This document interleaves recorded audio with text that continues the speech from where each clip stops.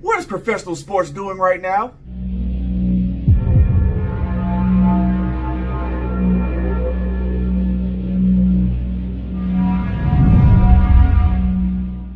So, I wasn't even going to talk about this, but I'm hearing way too many people cover this and try to defend it. And if you can help me make sense of this situation, I'd highly appreciate it. So I'm sitting here thinking, let's just start with the NBA because the NBA is the focal point right now. And they're boycotting because they're frustrated about what's happening out in society right now. And I'll get into that in a second. But let's get to the boycotting part first because that's what I'm trying to comprehend. So, remember when there was a call for a boycott against Goya Foods because they said something good or positive about President Trump and then it ended up backfiring? But you understand the premise behind the boycott. So, you make a call, say, hey, we don't like that. And to show you we don't like that, we're not buying your product. You try to make the company suffer. That's the whole point of a boycott. So, it's my disagreements or my dislike with what you're doing, so I'm going to try to make you pay by hitting you where it hurts, in your pockets. So I was like, okay, that makes sense. Even though it didn't work, it made sense. So then I thought about the NBA.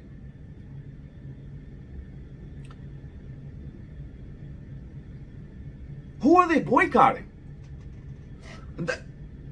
Like, if you're trying to break down what a boycott is, who is the NBA boycotting? By definition, it appears as if they are boycotting themselves because they are not hurting anybody but themselves. So that's the part that I'm trying to understand because their actions are hurting absolutely nobody but themselves and their own organization. That's it. That's it. Because people will get over it and they'll find some other way to entertain themselves. Here's the thing, the more an organization or entertainment industry fails to uphold their end of the bargain, the more disconnected people become. And the more disconnected people become, the less interested they become. So, people have this thing called immediate gratification. And if you can't service that, people will find some other way to entertain themselves.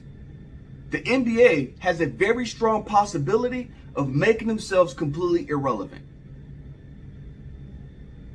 That's and I don't think that, and that's the thing, I don't think they understand that. I think that these rich players have put themselves on a pedestal. The organization has put itself on a pedestal to believe that they could undertake these actions and it's going to have some type of positive outcome. I was hoping that maybe, because even to do this for a business aspect, like the silver lining in all of this is that eventually there'll be like a 180 round turn and everybody will be like, oh yeah, the NBA did the right thing. We're going to support, and then there's going to be more viewership, more customers. But that's not what's happening. The more the NBA spirals down this path, the less popular they become. The whole organization, Nike and NBA in of itself is already in hot water for their known support in the utilization of slave labor in China right now. So there are people turned off to the NBA based on that aspect alone. And this doesn't help anything at all. So that's my initial analysis, where I have people telling me, why the NBA is doing this, and I'm like, okay, I'll try to. I'm listening to you. I'm hearing it. I'm trying to process it, but it doesn't make a whole lot of sense. Because what message are you sending? When people are tuning out and Tucker Carlson is getting more views on his news segment than people tuning in to watch the NBA, what does that say? You're not getting your point across. So if you're undertaking a movement and it's turning people away, at some point you have to ask yourself, am I making the right decision? Does my choice make sense?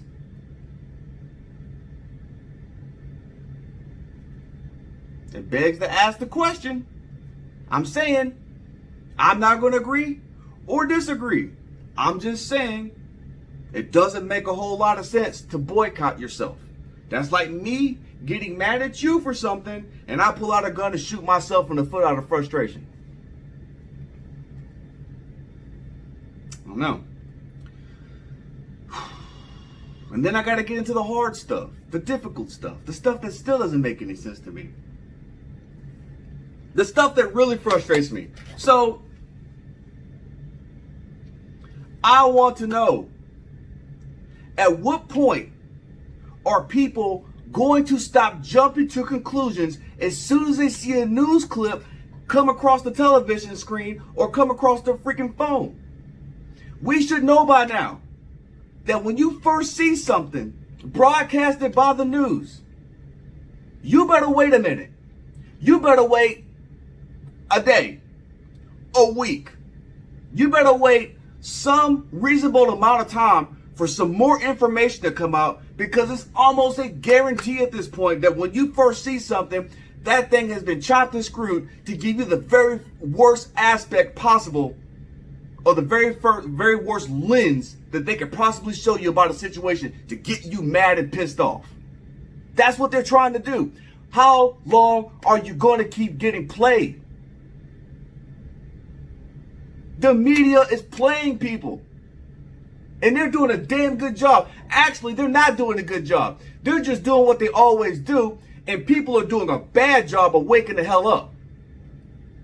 That's the part that I don't know. I don't get it. I'm like, how many times do we have to travel down this path where you see a video clip on your phone, you freak the hell out, and then you've gotten so riled up in your initial reaction to something that it is hard.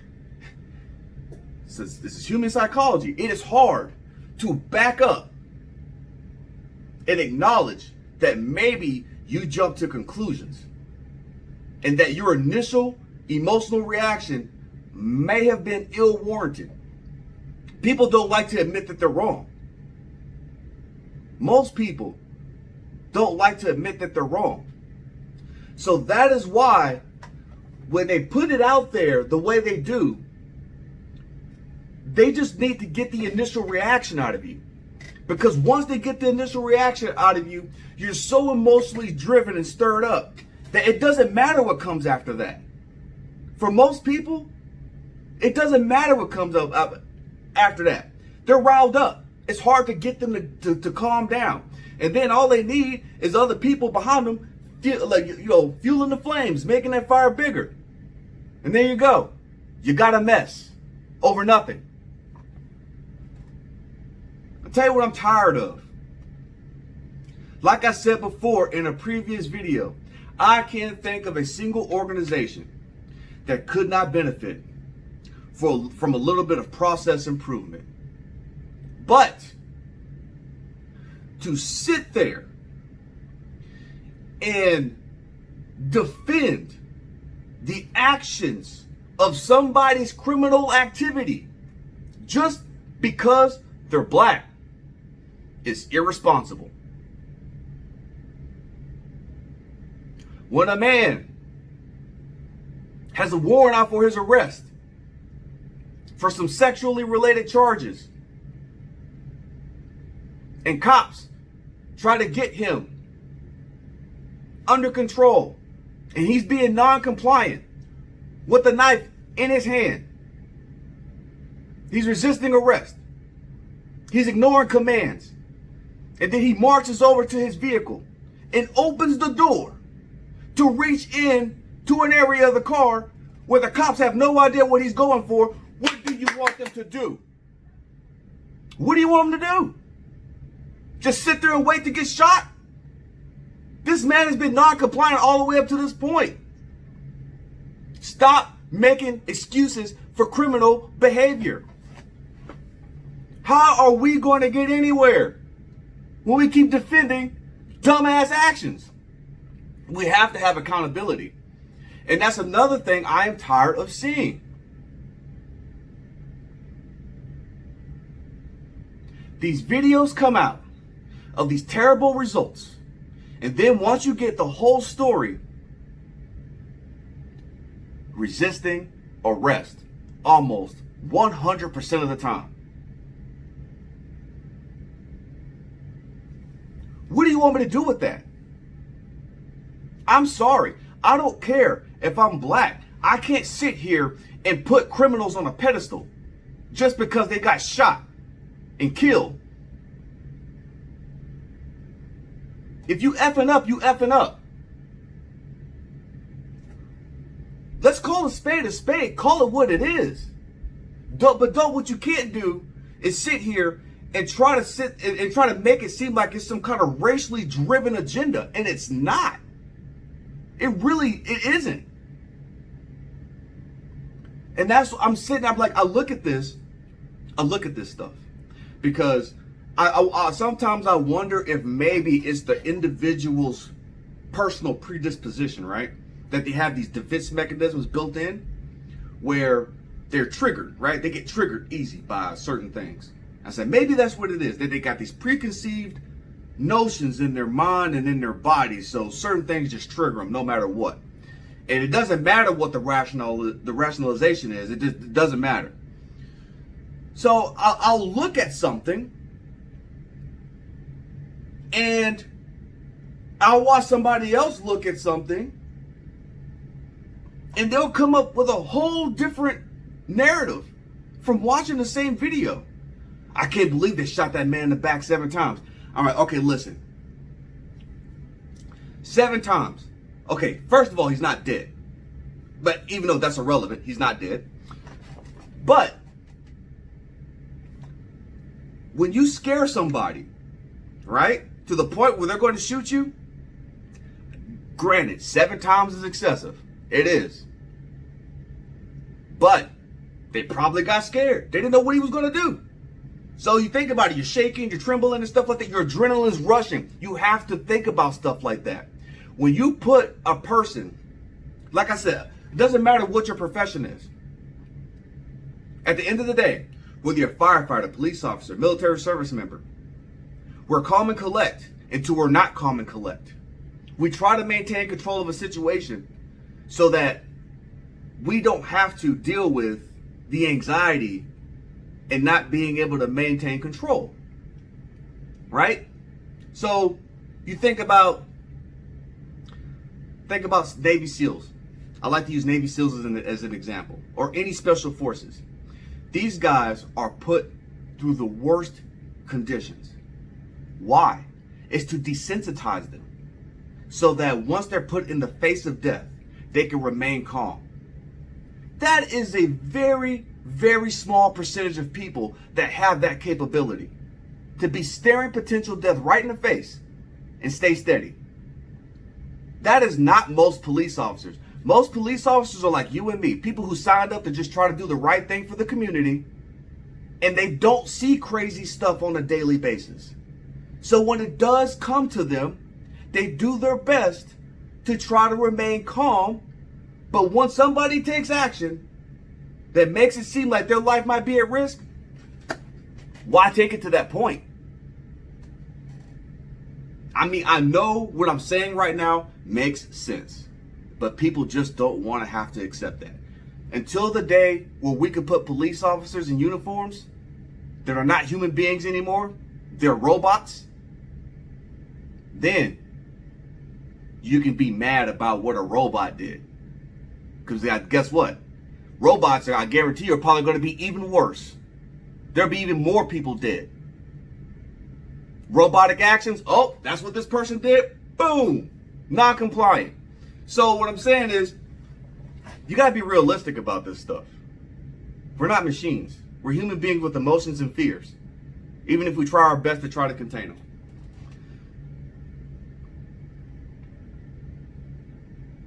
This guy gets shot, paralyzed, doing everything he's not supposed to do.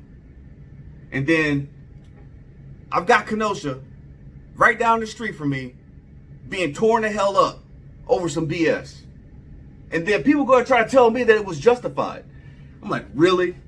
You're going to sit there and try to tell me that burning down all this crap over here is justified when that criminal did all that crap to resist arrest and be non-compliant and ends up getting shot? We start burning shit down. No, to me, it looks like people just want an excuse to be pissed off about something. And they don't even know what they're mad at anymore. They're just mad. And I got a feeling, I got a deep feeling that's about a whole lot of other stuff that has nothing to do with police brutality and racism. It's more personal. But hey, that's just my opinion. And then that kid goes down there and he says, you know what? I'm going to do the opposite. Instead of being a rioter, I'm going to be a defender. But hey, you know what? You can have your opinion about that. If somebody can go out there and take the liberty to go riot, why can't somebody be in the opposite position to go say, I want to go defend? Hey, let's have equal playing fields here. Let's have equal. Hey, why can't it be equal? If I can go out there and stir up trouble and riot, why can't there be people out there who say, I want to do the opposite. I want to do the right thing. I want to defend the property that's being torn down. And, hey, you can't call it racially driven. That kid, the people that he shot, all white people. He's white, they're white. So it's not race related. And everybody that he shot, I won't go over their criminal records, but they have criminal records. So, I'm not even going to say that was a good thing or a bad thing. I won't try to judge it, but I think people know what my opinion is on it. But I will say this. You have to wonder where these people are coming from. I've got a theory that if they haven't done so already, I've heard politicians say this before. They won't go deep into it. They'll briefly mention it, which tells me that the seed is planted and that there's some suspicion that these people, most of these people that are inciting all this violence, these riots, they're paid. Somebody is buying these people and sending them out there.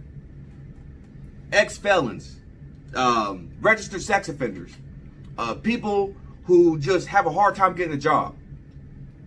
They're paying people. My theory is that people are being paid to go out there and do this stuff. That's my theory. I could be wrong. But I'm seeing a trend, and I know that if you pull up a Craigslist ad or you look online, you could be a paid protester. It's a thing. So you're getting paid to do a job. So you go out there and you're paid to go cause problems. But I don't want to go too far into that. But that's just a summary of my video. You know, it's just, what's the NBA doing? And then it spirals into, what the hell's going on with this guy getting shot? And then all the stuff going down in Kenosha. I mean, it's all tied together. But this is crazy. It's got to stop. It's got to stop. This is going to happen again. And this is going to be my last point, and I'm going to quit. America is big. America has almost 500 million people in it. Everybody has a recording device now.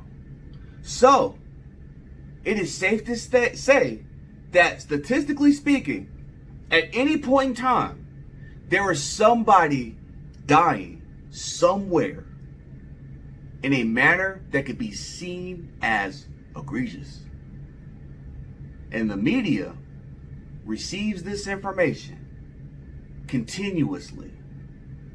And then they'll cherry pick the information that they receive and pick one that they want to use to get you all riled up. These things that you see, they're happening all the time. And they're happening to everybody.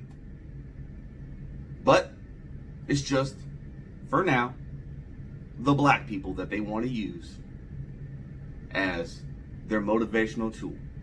And all you got to do is do a little bit of history, a little bit of history research to understand that the whole divide and conquer thing should be very transparent to you right now. Divide and conquer. And the people that are pulling the strings are nowhere to be seen. Just keep that in mind. And you determine. Please, just think about it and determine how long you want to continue being played.